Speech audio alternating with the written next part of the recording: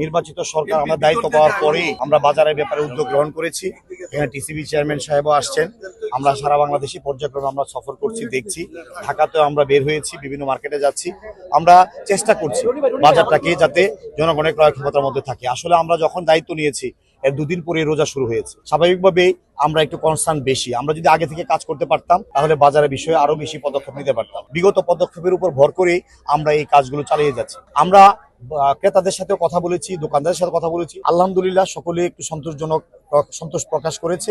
আমরা চেষ্টা করছি কোনোভাবে যেন কেউ সুযোগ না নিতে পারে। আমরা নিয়মিত আমাদের ভোক্তা অধিকার সহ আমাদের পক্ষ থেকে বা আমরা আমাদের মন্ত্রণালয়ের পক্ষে বিভিন্ন টিম বিভিন্ন জায়গায় কাজ করে যাচ্ছে। আমরা মনিটরিং এ রাখছি এবং মোটামুটি আল্লাহর মতো সন্তোষজনক আছে। তো একটা বিষয় চিন্তার কারণে আমরা লক্ষ্য করছি। তো এটা তো বিভিন্নভাবেই এই জ্বালানির উপর নির্ভরশীল অনেক কিছু, শিল্প উৎপাদন, বাজার পরিস্থিতি, এগুলোতে আজ এফেক্ট কিছু হতে পারে। বাট আমরা সজাগ আছি, আমরা পরিস্থিতি পর্যবেক্ষণ করছি। দেখা যাক। আমরা সরকার অত্যন্ত সজাগ এই ব্যাপারে এবং কনসার্ন। আমরা এই ব্যাপারে আমাদের সংশ্লিষ্ট দপ্তর, মন্ত্রণালয় সবাই আমরা বিভিন্নভাবে যোগাযোগ রাখছি যুদ্ধ পরিস্থিতিকে নিয়ে।